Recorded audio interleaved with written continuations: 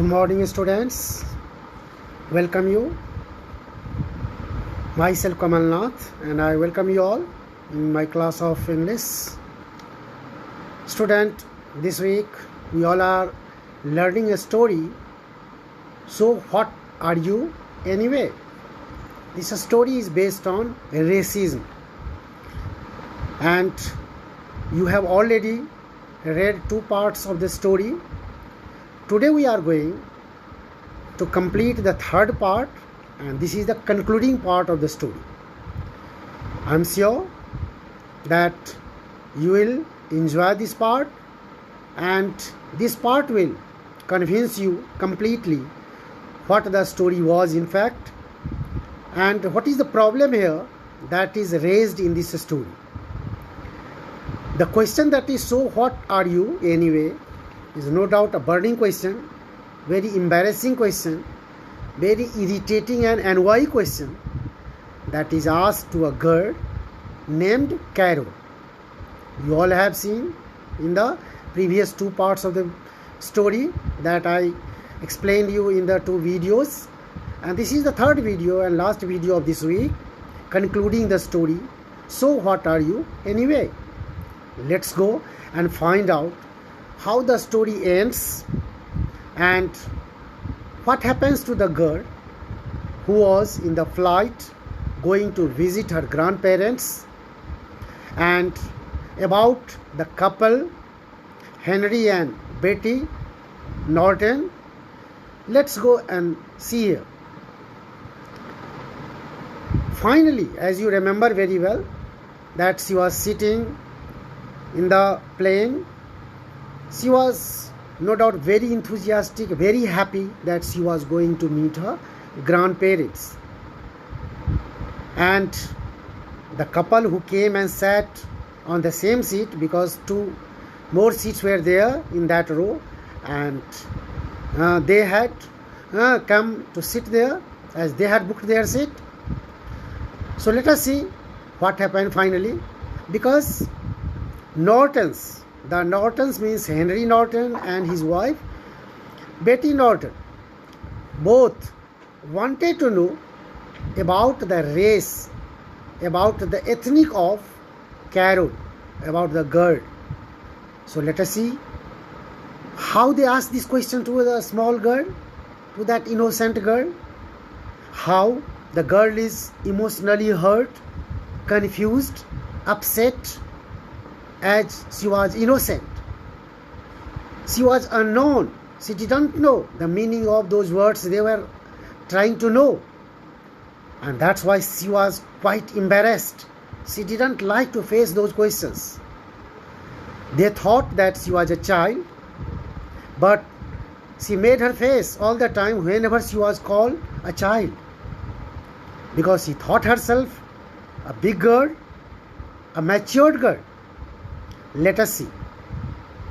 Finally, Henry asked Carol if she had a coloring book. Suppose she had a coloring book, what color she would make her dad. In different ways he wanted to know the race from Carol. And that's why he just sought a different device to know the answer of his question. He asked Carol if suppose she had a coloring book, drawing book, what color she would make her dad. She clearly answered, frankly, immediate, that she never chose just one color, because she didn't know what Henry meant. Henry wanted to know the color, true color, race of her father. And so he asked this question.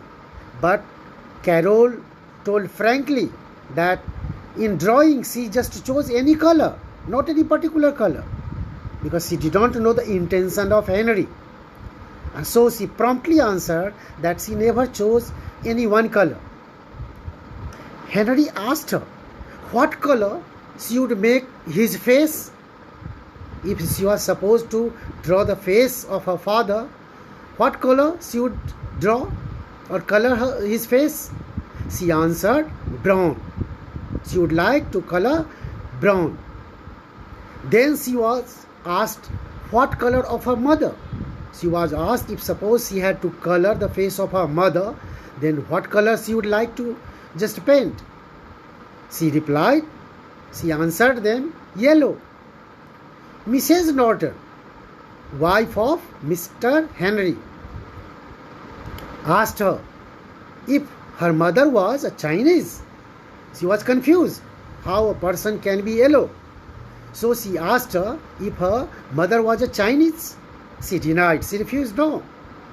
Okay, and finally said, yeah, then I would just really color red. She told that she would color her mother red. Then Mrs. Norton asked if her mother was white like her. She said yes. That was the way Mrs. Norton asked Carol if her mother's color was like her. She was white. And so Carol answered yes, her mother was white. Then Mrs. Norton asked her if she was mixed or mulatto. I have already explained you in the past videos that mixed are those people, those children who are born from two different races. If the father comes from different race and mother comes from different, then they are called mixed, or that is a term used for such child, that is mulatto. Carol was upset as she didn't know what mulatto meant. They asked Carol if her parents had not taught her. Her parents had not explained her that word. What is mulatto? What was mixed word? That moment only hostess, the stewardess, comes that moment with a cart of juice and smiles at Carol. Seeing Carol, she smiles so that she could be comforted. She would feel relaxed. Leave me alone. Carol shouted at Mrs. Norton. Leave me alone. All the passengers stared at them. When she shouted so loudly, leave me alone, all the passengers were drawn towards her. Why she was shouting? So the people sitting in the plane, they all stared at them, at the couple. Carol shouted at them and they were asking her that, just see, as they were asking her that her dad was Negro. They wanted to know if Carol's dad, means her father, was Negro. Again and again they asked the same question. So she shouted, she was irritated, she was annoyed, and so just she wanted to get rid of the question. She told yes, her dad was Negro, Negro, Negro. Mrs. Norton tried to calm her down. When she saw that, she had become very irritated, very annoyed, and even in fact angry. Then she really realized their mistake, and she felt that now the passengers might be really quite disturbed in the plane. So she tried to calm down Carol. People sitting in the plane started talking.